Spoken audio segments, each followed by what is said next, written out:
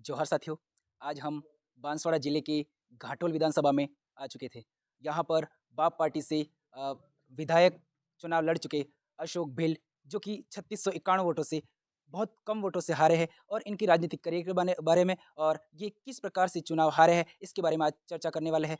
जोहार, स्वागत हमारे चैनल में अशोक जी। जोहार, आपको भी धन्यवाद। खूब-खूब आप हमारे गाँव में पधारे, हमारी ग्राम पंचायत बांसलीखेड़ा में जी, पधारे।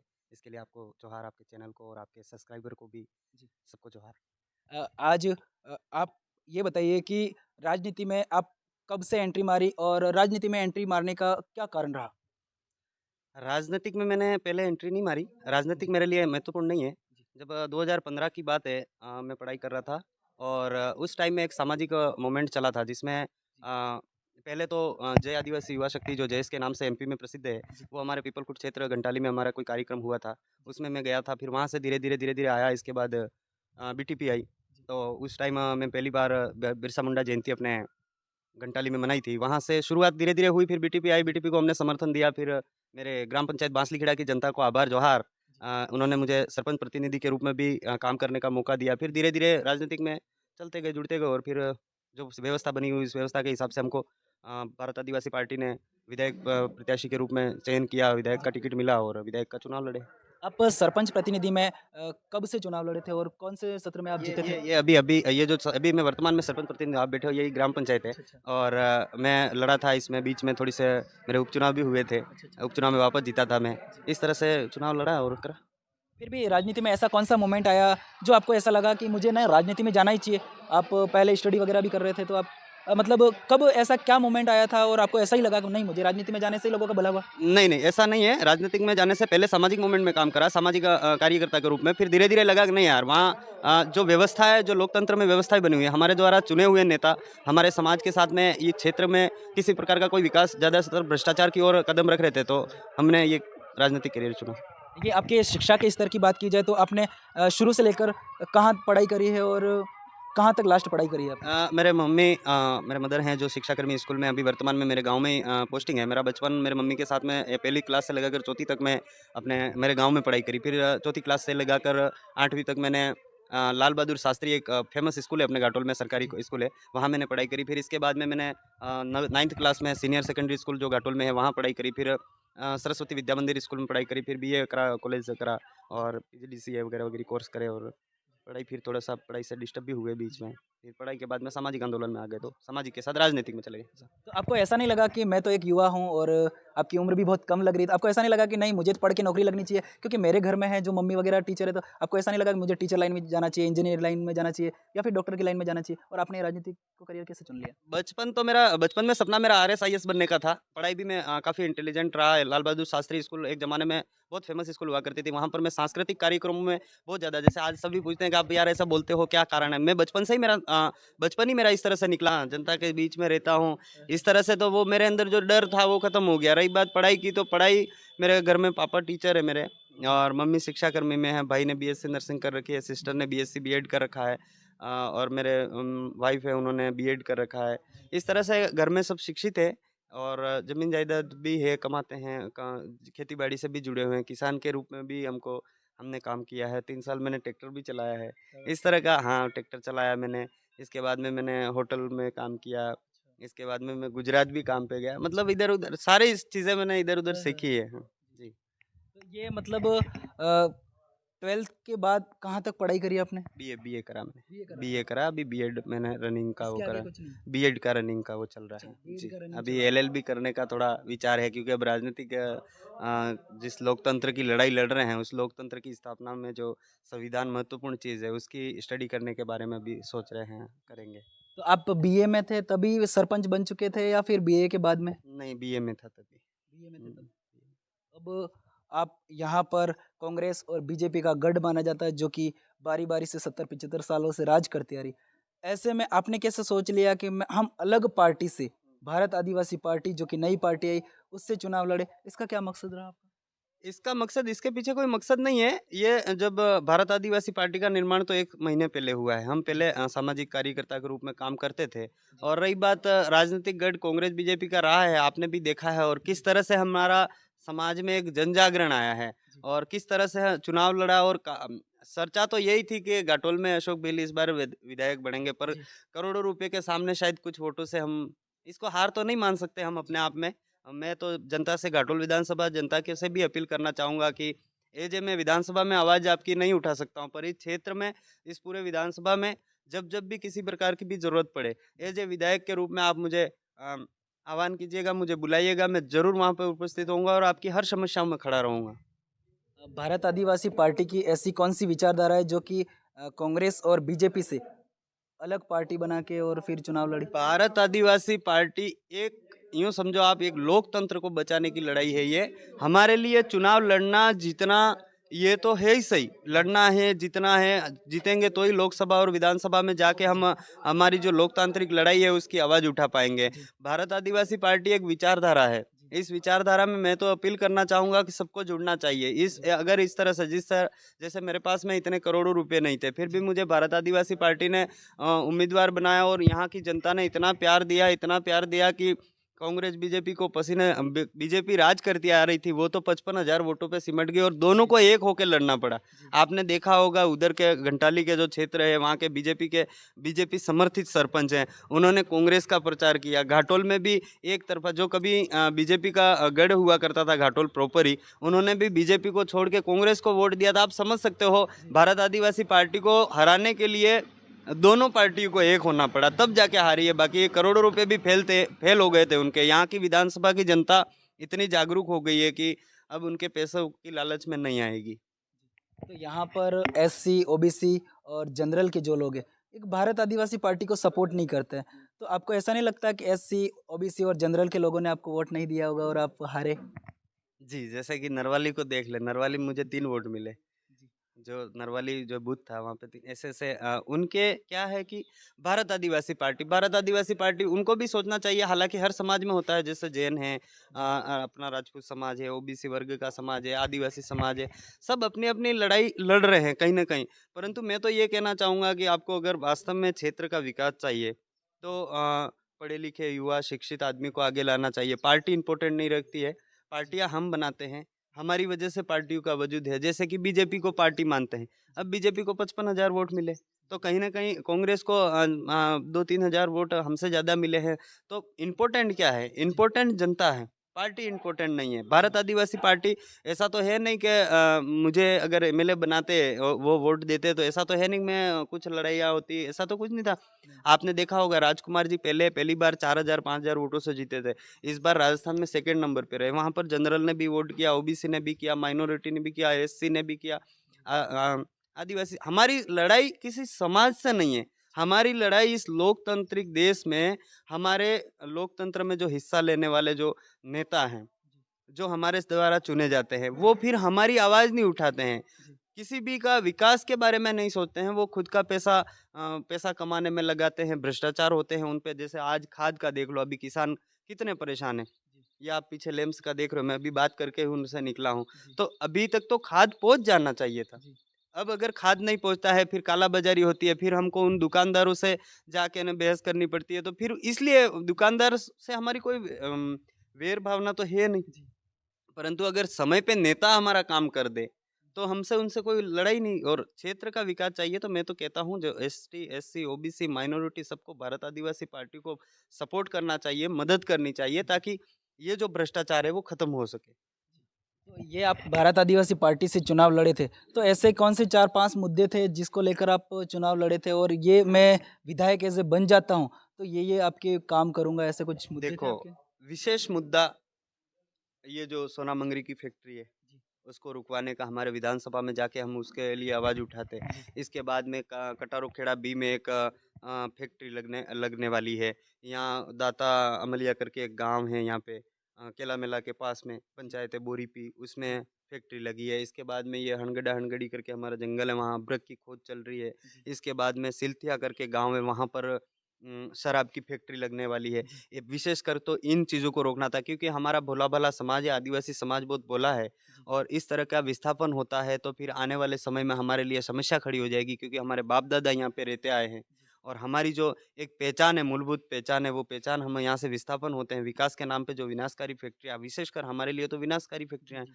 तो ये जो चीज़ें हैं वो हम उनको रोकने का प्रयास कर रहे थे और अभी भी करेंगे वो तो। इसके बाद में कृषि मंडी, जैसे कि हमारा भारत देश कृषि प्रधान देश रहा है और विशेषकर आदिवासी समाज समुदाय खेती पर ज़्यादा निर्भर करता है। जी, तो यहाँ पर कृषि मंडी जैसा समस्या है, तो उनको लेके काम करना था हमको। घाटोल एक 68 विधानसभा 68 ग्राम पंचायतें घाटोल ब्लॉक में पड़ती हैं। अभी गंदोड़ा हालाँकि अलग हो गया, घाटोल गंदोड़ा में आप देख लो, अभी तक गवर्नमेंट कॉलेज नहीं खुला है। पीपलकोट में भी अभी पिछले साल ही गवर्नमेंट कॉलेज खुला है। जी। तो इतनी बड़ी विधानसभा में कम से कम 3 से 4 कॉलेजें होनी चाहिए, वहाँ पर मात्र 1 कॉलेज, आज़ादी के 77 वर्ष बाद 1 कॉलेज मिला है। तो यहाँ का भविष्य कहाँ है? हमारे बच्चों का भविष्य कहाँ है? जब कॉलेज ही नहीं है तो वो माँ-बाप जो गरीब हैं वो कैसे पढ़ा पाएँगे? इसलिए ये हमारा विशेष मुद्दा था। और भी बहुत सारे मुद्दे थे, पर कॉलेज है, ये फैक्ट्रियाँ हैं, कृषि मंडी है और बहुत सारे ऐसे मुद्दे थे हम लेके, पर विशेषकर ये 2-3-4 मुद्दे थे वो हमने, लाइब्रेरी है हमारे बच्चों के पढ़ने के लिए, इस तरह का। जी। तो ये आपने एक विशेष बात करी थी कि किसानों के लिए खाद की बात। तो एक कांग्रेस और भाजपा है जो कि मैंने भी देखा हमारे एरिया में भी आते होंगे, कहीं पर भी मैंने भाषण सुना, मेरे किसान भाइयों ये कर देंगे, मेरे किसान भाइयों ये कर देंगे। तो जब किसान है वो एक खाद के लिए जब लाइनों में लगता है, लंबी-लंबी कतारों में 500-500 मीटर तक दूर तक लाइनों में कतार लगता है और उनको उचित मूल्य में खाद भी नहीं मिलता, जो कि एक प्राइवेट दुकानदार के पास अगर जाता है खाद लेने के लिए, तो उसको उचित मूल्य में खाद नहीं मिलता है। और यहाँ पर भी जैसे आप बात करो ग्राम पंचायत के अंदर भी खाद आता है लैंप्स के अंदर, तो उनको भी बड़ी-बड़ी लाइनों में लगना पड़ता है और फिर भी खाद नहीं मिलता। तो इसके लिए अब आप क्या करोगे? अब हम सभी लैंप्स मैनेजरों की बैठक करवाएँगे। जी, व्यवस्था लैंप्स अध्यक्ष की बैठक करवाएँगे जी, और हमने अभी पिछले 2-3 दिन पहले एसडीएम महोदय के मार्फत से कृषि अधिकारियों को अवगत करवा दिया है। 7 दिन का अल्टीमेट भी दिया है कि भाई 7 दिन के अंदर-अंदर सभी खादों में खाद पहुँच जाना चाहिए, नहीं तो जी, हमारे पूरे भारत आदिवासी पार्टी के कार्यकर्ता हैं और बिल प्रदेश किसान मोर्चा है, जी, उनके बैनर तले हम धरना लगाएँगे एसडीएम महोदय, जब तक हम एसडीएम कार्यालय के सामने, जब तक हमारे किसान भाइयों के लिए खाद नहीं पहुँच जाता है। जी, रही बात नेताओं की, आप जैसे नेता आवाज़ नहीं उठाते खाद के लिए, आप जी, ये इसी बात को सोचिए, पिछले साल लॉकडाउन लगा, जी, ठीक है? लॉकडाउन लगा, लोग गुजरात से पैदल चल के आ रहे हैं, बच्चे उनके पास में हैं, छोटे-छोटे नन्हे-नन्हे बच्चे हैं और कहीं-कहीं जहाँ कमाने गए थे, अचानक लॉकडाउन लगा, उनके लिए नेता गाड़ी नहीं भेज सकते। जी, परंतु चुनावों में करोड़ों रुपए खर्च कर सकते हैं, गाड़ियाँ 1 वोट के लिए गुजरात गाड़ी भेज सकते हैं, तो जी, उनको लाने के लिए मतलब उनको खाली चुनाव जीतना उनका मकसद है और भारत आदिवासी पार्टी कोई चुनाव जीतने के लिए नहीं है। जी, इस क्षेत्र में जहाँ-जहाँ जिस तरह की हमारे जनता के साथ में समस्या आती है, जी। उनके लिए खड़ी है। इन नेताओं को खाली पैसा कमाना, कमीशन कमाना, बस यही है और कुछ नहीं। जो खर्चा किया, करोड़ों रुपए अभी खर्च किए, 5 जी, साल करोड़ों कमाएँगे, निकल जाएँगे 5 साल, फिर क्षेत्र का विकास कैसे होगा? नहीं होगा सर। जी। तो अभी आप चुनाव हार चुके हो, तो अब आपके आगे का क्या प्लान रहेगा? आगे तो इसी तरह से, जिस तरह से पिछले 6 सालों से हम समाज के लिए और इस क्षेत्र की जनता के लिए जिस तरह से हमने आवाज़ें उठाई हैं, उसी तरह से पहले हमारा भारत आदिवासी पार्टी से अगर हम विधायक बन के जाते तो हम विधानसभा में आवाज़ उठाते। जी, अब हम इन सड़कों पे धरनाओं के द्वारा, आंदोलन के द्वारा, जिस तरह से जो बन पड़ता है हमसे, हमारी टीम हम सब मिलकर इस क्षेत्र के लिए कुछ न कुछ तो करते रहेंगे। जी। एक और ट्रेंड चल रहा था अभी इंस्टाग्राम पर कि भावी सांसद के रूप में भारत आदिवासी पार्टी से अशोक भील चुनाव लड़े जाएँगे। सही बात है क्या ये? नहीं, नहीं, ऐसा नहीं है। इस तरह से पहले भी एक आरपीडी न्यूज़ आया था विधानसभा का टिकट मिलने से पहले, जी, तो उन्होंने भी मुझे ऐसा सवाल करा था। ऐसा है, बहुत ही कम वोटों से मैं चुनाव हारा हूँ, ठीक है? और युवा हैं, वो युवाओं की वो आवाज़ है। परंतु हमारी जो भारत आदिवासी पार्टी की जो व्यवस्था बनी हुई है, जी, मैंने आज तक 6 साल से काम करते-करते, जब से इन सामाजिक संगठन में जुड़ा और हमारी जो एक मिनी संविधान, जो हमारी व्यवस्था जो बनी हुई है, जी, उस व्यवस्था को कभी अनफ़ॉलो नहीं करा और मैं तो आप सब आपके चैनल के माध्यम से उन भाइयों से भी अपील करना चाहूँगा कि इस जी, तरह की बातें, हमारी जो व्यवस्था है, टिकट किसी भी को मिले, हमारा टिकट इम्पोर्टेंट नहीं है, टिकट उम्मीदवारी इम्पोर्टेंट नहीं है। हम जो मूवमेंट लेके खड़े हैं, वो जी, चुनाव लड़ने के लिए ही नहीं, चुनाव कोई भी एक आदमी, व्यक्ति विशेष का नाम नहीं लेते हैं इसमें। जी, हाँ, ये ज़रूर है कि हम कम वोटों से हारे हैं, तो वो चल रहा है नाम। वैसे तो हमारे विधानसभा क्षेत्र बहुत बड़ा है, विधानसभा में भी कई सारे हैं, 8 विधानसभा लगती हैं जी। लोकसभा में। तो 8 विधानसभा में बहुत सारे ऐसे भाई हैं हमारे, जो युवा हैं, पढ़े लिखे हैं, शिक्षित हैं। मैं अपने आप में रिप्रेज़ेंट नहीं कर सकता हूँ उस चीज़ जी। को। जी। तो आपकी पार्टी से अभी कोई सांसद टिकट के लिए फिक्स नहीं किया गया भारत नहीं, आदिवासी नहीं, पार्टी नहीं, से? नहीं, नहीं, नहीं, हम मैंने आपको बताया ना हमारी जो व्यवस्था बनी हुई है, हम सब बैठेंगे, मिल बैठ के जाजम व्यवस्था के तहत हमारा उम्मीदवार तय होगा और जो उम्मीदवार तय होगा वो सांसद होगा। हमको खाली एक आवाज़ भेजनी है क्योंकि हम विधानसभा के चुनाव में भी प्रचार किया है कि अगर भारत आदिवासी पार्टी को चुनाव जिताते हो तो आप सभी एमएलए बनोगे। इसका मतलब ये है कि आप एक वो लड़ाई लड़ना सीख जाओगे। जैसे अभी चुनाव चल रहे थे, तो मेरे को कई सारे साथी बोल रहे थे कि यार सरपंच हमारे पे दबाव बनाते हैं। अरे सरपंच भाई हम बनाते हैं, सरपंच हमको नहीं बनाते, फिर सरपंच दबाव क्यों बना रहे? इसका मतलब इस लोकतांत्रिक देश में आप गुलामी की जिंदगी जी रहे हो। जिस तरह से अंग्रेजों ने हमको गुलाम बना के रखा था, जिस तरह से इस तरह से भारत देश आजाद हो गया, उस आजाद भारत देश में हमारा आदिवासी समाज गुलामी की जिंदगी जी रहा है। हमारे द्वारा चुने हुए नेता हम पे दबाव बना रहे कि नहीं तुम ऐसा करो, तो फिर काय का लोकतंत्र? लोकतंत्र की तो हत्या हो गई इस तरह की। मतलब यहाँ पर अभी लोकतंत्र नहीं चल रहा, मतलब राजतंत्र चल रहा है, आपके कहने का मतलब? नहीं, नहीं, वो जो पहले ने राजा महाराजा की जो समय चलता था ना कि राजा कह देता था ऐसा करना है यूँ, जी। तो इस तरह का हो रहा है। आप देखो ना, अभी आप घूमो, जनता यहाँ भी है, इनसे भी सवाल कीजिएगा, इनसे जी। पूछो यहाँ के नेता। मैं खुद इस ग्राम पंचायत में प्रतिनिधि हूँ जी। और मुझे यूँ कहते हैं कि वोट आपको कम। मैंने इस पूरे ग्राम पंचायत बांसली खेड़ा में 3 साल का कार्यकाल हो गया है। किसी भी आदमी को मैंने ये नहीं कहा कि तेरा ये काम नहीं करूँगा, तू मुझे वोट नहीं देगा तो ये नहीं करूँगा। अभी भी चुनाव लड़ा तो मैंने इनसे हाथ जोड़ के अपील करी, आपकी ग्राम पंचायत की बात है, मुझे वोट देना। जिसको समझ में आया उन्होंने वोट दिया। जी। मैं तो खुद सरपंच प्रतिनिधि था, अभी काम कर रहा था, तो मैं इस जनता पे भी तो दबाव बना सकता था जिस तरह से दूसरे सरपंचों ने बनाया। पूछ लीजिए आप मेरे पूरी ग्राम पंचायत में किसी भी व्यक्ति को अगर मैंने ये कहा हो कि मुझे ही वोट देना, आपको पसंद आए तो वोट देना, नहीं पसंद आए तो वोट मत देना, क्योंकि ये लोकतंत्र है। और अगर मैं इन पे दबाव बनाता हूं तो फिर काय का लोकतंत्र है? इन्होंने मेरे को सरपंच प्रतिनिधि बनाया है, ना कि मैंने इनको बनाया है। इसलिए मेरी जिम्मेदारी बनती है, ये हर सरपंच को सोचना चाहिए, हर नेता को, वार्ड पंच से लगा के सांसद को ये सोचना चाहिए कि जनता हमें बनाती है, जनता को हम नहीं बनाते। तो हमारा किसी भी प्रकार को हम जनता पे दबाव नहीं बना सकते, ये लोकतांत्रिक देश है। तो मैं तो इन सबको ये हमारी जनता को ये सिखाना चाहता हूँ और सीख गई है, काफी ज्यादा समझदार हो चुकी है कि नेता हम बनाते हैं,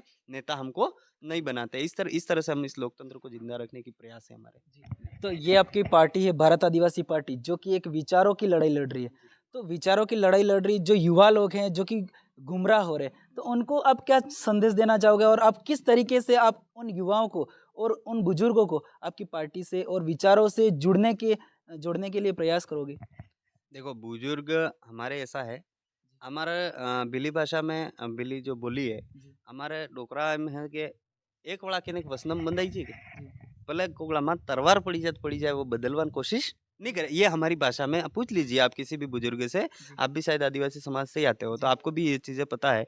तो इसलिए उनको समझाने के लिए हमारे बाप दादाओं की जो परंपरा चली आ रही थी, पहले क्या था, रावत गमे थी कोट मेटवाल, पुलिस आती थी तो गांव में काकड़ होती है हमारे, जो काकड़ व्यवस्था बनी हुई है, उसमें गांव के रावत को पूछे बिना पुलिस गांव में प्रवेश नहीं करती थी। जी। पर पिछले 20 सालों से ये हो रहा है कि नेताओं को ज्यादा महत्व दे दिया है। जी। हमारी जो सामाजिक व्यवस्था थी और इन्हीं नेताओं ने, जैसे एज ए मैं सरपंच प्रतिनिधि, तो मान लो इस बांसलीखेड़ा गांव में आया तो एक जो हमारे गांव द्वारा मुखिया तय किया गया था, जी। वो मुखिया अगर मुझे वोट नहीं कर रहा है तो मैंने क्या किया, दूसरा मुखिया तैयार करवा दिया, जी। जी। गांव में दो दो रावत करवा दिए। तो उस व्यवस्था को, जो व्यवस्था हमारे पुरखों की बनी हुई थी, हमारी पुरखाई जो व्यवस्था बनी हुई थी, उस व्यवस्था को वापस लागू करने के लिए हमको इस राजनीतिक पार्टी को भी लाना पड़ा, क्योंकि अब राजनेताओं का ज्यादा महत्व, शासन प्रशासन को ज्यादा महत्व देने लगे हैं। आज पुलिस आती है सरपंच के पास आती है, वार्ड पंच के पास आती है, रावत के पास नहीं जाती है। तो कहीं ना कहीं उनकी वो महत्व जो उनका था वो महत्व खत्म हो रहा है। तो उसको वापस जिंदा करना पड़ेगा, तो ही तो सामाजिक व्यवस्था। रही बात युवाओं की, तो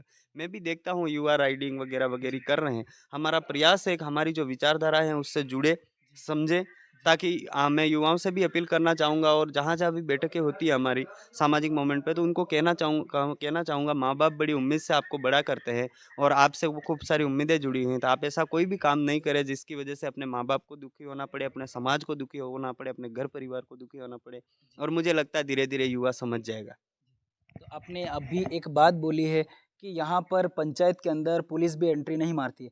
पुलिस एंट्री मारने से पहले सरपंच या मुखिया से परमिशन लेती है। तो आपको कोई संविधान में ऐसा कोई अधिकार मिला हुआ है बिल्कुल, जिसके अंतर्गत पुलिस एंट्री नहीं मारेगी बिल्कुल, लोगों को? बिल्कुल, बिल्कुल, बिल्कुल। संविधान में बिल्कुल लिखा हुआ है, ना लोकसभा ना विधानसभा सबसे ऊँची ग्राम सभा की परमिशन के बिना कोई भी ऐसा काम वहाँ पर नहीं हो सकता है। और हमारे तो पहले से देश आज़ाद नहीं हुआ था तब जो डिस्ट्रिक्ट शेड्यूल एक्ट बना था उसके हिसाब से, और एक अब्बू आदिशो अब्बर राज का नारा लगा था कि मतलब आपड़ा गांव में आपड़ू राज, है ना? तो वो तो आज भी परंपरा हमारे पूछिए, हमारे गांव में कोई बात होती है, दूसरे गांव का आदमी आके बात करता है तो सीधा गांव का मुखिया बोलता है मार गामनी बात मुँह जानो तू हूँ जाने।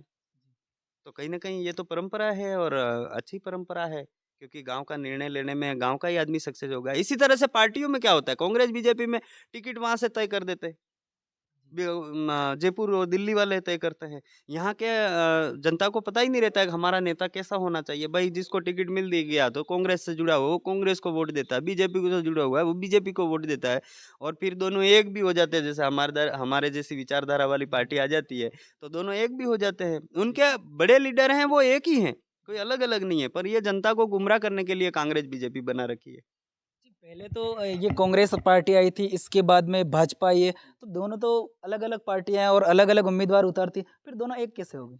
ऐसा है, उनके जो लीडर हैं जी, वो एक है। जी, इनके जो लीडर हैं वो एक हैं, नहीं तो बीजेपी को अगर 1,05,000 वोट मिले थे गत विधानसभा जी, चुनाव जी। में, तो अब 55 कैसे हो गए?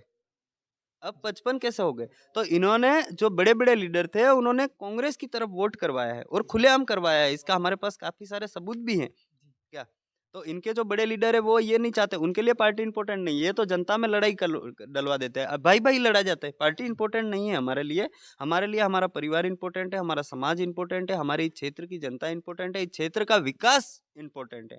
जी। एक खास हमारे साथ में अशोक भील जो कि भारत आदिवासी पार्टी से चुनाव लड़े थे घाटोल से।